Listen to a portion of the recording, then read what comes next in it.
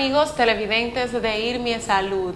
En nombre de esta prestadora de servicios de salud les damos la más calurosa bienvenida a una nueva oportunidad donde vamos a estar tratando un tema de suma importancia y es la salud mental desde el aspecto psicológico.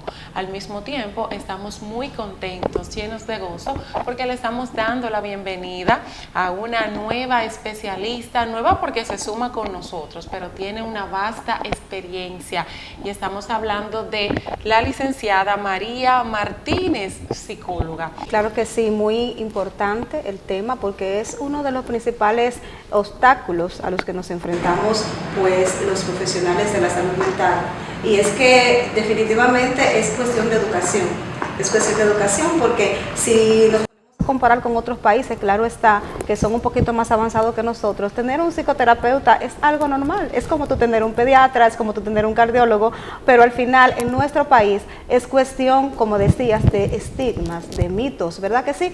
Y es algo que nos limita porque tenemos que entender que la salud mental no es un juego, que la salud mental es algo tan importante como respirar. La salud mental, si tú no gozas de una buena salud mental, al final no vas a poder desarrollarte a nivel social, emocional, familiar. Entonces es una limitante bastante grave y es bueno que desde la familia comencemos a ver la salud mental como algo vital. Desde la familia comenzar a orientar a nuestros adolescentes, que es por donde usualmente casi empezamos, pero porque los niños tú lo tomas de la mano y tú lo llevas a la consulta, pero son los adolescentes que comienzan a resistirse porque alguien le dijo no, porque como tú decías, hablándolo claramente, no me gusta utilizar el término, pero es bueno que las personas que están ahora escuchándonos aquí puedan saber de qué estamos hablando. Empiezan a decirle no, porque mi compañerito me va a decir que yo estoy loco, que yo estoy loca, yo no estoy loca. Pero cuando mamá y papá tienen el conocimiento, tienen la competencia para explicarle al adolescente que usted es un profesional, usted va a ir donde un profesional que se va a encargar de reducir el riesgo de que tú llegues a un médico psiquiatra, por ejemplo, que es el que se encarga de recibir a los pacientes con una condición mental, ¿verdad? O un discapacitado mental. No queremos que llegues a una discapacidad mental. Entonces, cuando hablamos desde ese punto, las cosas cambian. Yo pienso que es cuestión de educación y es algo que tenemos que reforzar, tenemos que hacer campañas preventivas, como tú dices, de orientación también para la promoción de la salud mental. En las escuelas, por ejemplo. Sí, en las escuelas, lo digo porque tengo experiencia, porque trabajo en este ámbito. En las escuelas tratamos de promover la salud mental lo más que podamos. La salud mental, hablamos de salud mental con nuestros niños y nuestros adolescentes. Le hacemos entender que es cuestión de amarse, que es cuestión de tú procurar tener una estabilidad, que cuando tú tengas una situación en la cual tú necesites una ayuda profesional, no vas a ir donde una persona porque te van a tildar de loco, sino vas a acudir a un médico, a una persona competente para tratar una situación emocional que tengas. Eso es lo que hacemos desde las escuelas, estamos tratando de promover la salud mental lo más que podamos. Desde el ámbito de la psicología hemos visto un auge o un crecimiento de algunas muy puntuales, como por ejemplo la depresión y la ansiedad. ¿A qué usted lo atribuye? Bueno, definitivamente el ritmo que lleva nuestra sociedad, definitivamente la dinámica familiar como va también, muchas situaciones emocionales de depresión salen a raíz de la dinámica familiar, de la historia que trae la persona, las marcas que trae la persona, pero también ahora mismo existen muchas situaciones como por ejemplo, te voy a mencionar algo que en los adolescentes sucede y se diferencia el término entre adolescentes y adultos porque, por ejemplo, el bullying es algo que se da dentro del entorno escolar, únicamente. Cuando yo hablo de bullying tengo que saber que es algo que se da únicamente en el entorno escolar. Pero cuando voy a hablar entonces de violencia, ahí sí puedo decir que hay una violencia por parte de alguien que te agredió fuera, ahí ya es violencia, ¿verdad? Entonces sucede mucho el bullying en las escuelas, niños calladitos, niños pequeños que no quieren decir, la falta a veces de conciencia de los mismos compañeros o del desconocimiento también lleva a que no se denuncie. De ahí salen muchísimas raíces. Por ejemplo, un niño depresivo te llega a una adolescencia, el adolescente depresivo marca que un adulto también depresivo, pero te estoy hablando solamente de lo que puede ser el bullying, pero de la familia salen muchísimas raíces que provocan la depresión en el ser humano. Ante la depresión hay algunos síntomas que se tienen que tomar en cuenta para poder identificar cuándo debes acudir a una consulta, cuándo debes acudir ante un profesional, y definitivamente cuando sientas que pierdes el interés por la mayoría de las cosas que hacías, cuando sientas palpitaciones constantes, cuando quieras estar solo, que nadie esté contigo, cuando empieces a perder peso o el apetito se te vaya, y muy importante, cuando empieces a presentar problemas del sueño, insomnios, o por ejemplo, mantener esas ideas suicidas como ya mencioné, que no necesariamente tiene que ser, ay, me quiero cortar las venas, simplemente con pensar, ¿para qué existo? Yo no vale la pena vivir. Si estas ideas están pasando por tu cabeza, es hora de que acudas a una consulta, de que acudas ante un profesional, porque la depresión es sutil. La depresión se manifiesta con sonrisas, pero al final termina en una catástrofe. Así que te invito a acudir a una terapia lo más pronto posible. Muy, pero muy interesante este punto que usted ha tocado, y de ahí la importancia, como siempre lo recalcamos desde IRMI a Salud, de la prevención. Vamos a entrar en otro tema, y es el consumo de estupefacientes versus las patologías psiquiátricas. Hemos visto muchos casos actualmente de jóvenes especialmente que aparentemente están frente a una patología psiquiátrica, pero que cuando se estudian en el fondo hay una adicción. ¿Qué está pasando con nuestra sociedad?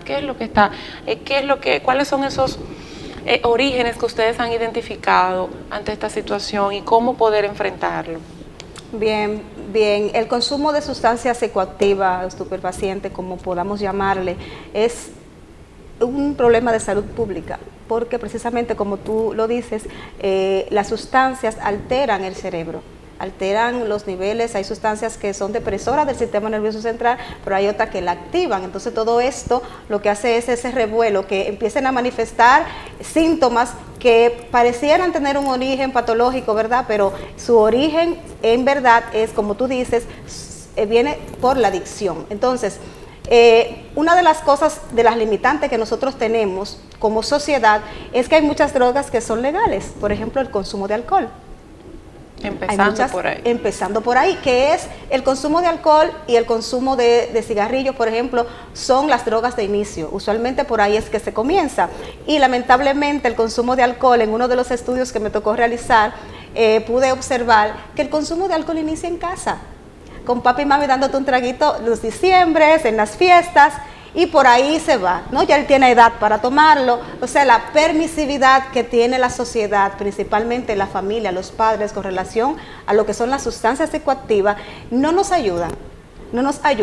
Por eso vemos muchos niños por ahí con un vapor en la mano, niños, estoy hablando de niños, adolescentes, con un vaso de cerveza. En mi caso particular, normalizamos. Exacto, no es normal porque es cerveza. No, él no está fumando tal cosa, él no está haciendo esto. Así es. Pero ¿qué pasa? En otros estudios, hemos encontrado que el consumo de inhalantes, por ejemplo, que es una de las cosas que está de moda ahora, la hookah, el vapor, todo lo demás, es algo que también se ve como normal en nuestra sociedad. Así es. Y lamentablemente hay un alto consumo de lo que son estos inhalantes en los jóvenes y adolescentes. Entonces, como hablamos de que el inicio del consumo de drogas va por ahí, por el alcohol y por los inhalantes, entonces, y es permitido por la sociedad, entonces yo creo que ahí radica la situación. Y yo soy pro prevención, desde las escuelas, desde los hogares, desde las iglesias, desde cualquier institución donde usted pueda aportar ese granito de arena. Es bueno prevenir. Así es, definitivamente que es así. Cuando el joven ya está muy sumido en esta situación, ¿qué posibilidades tiene de recuperación? Bueno, tiene posibilidades cuando existe una red de apoyo.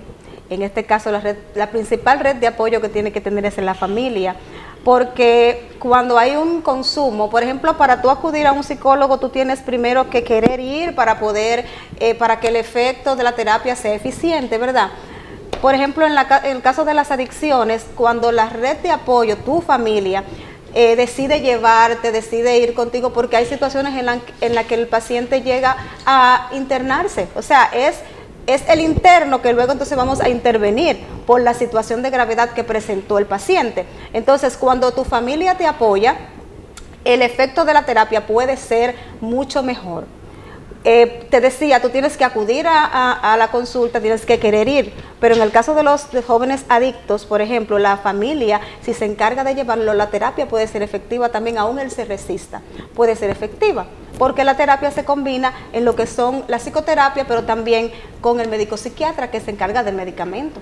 Exacto. Entonces, cuando la familia te apoya, puede ser efectiva. Tiene muchas posibilidades de salir siempre y cuando cuente con una red de apoyo, porque es una supervisión constante que necesita lo que es el tratamiento para un joven adicto, para una persona en general adicta.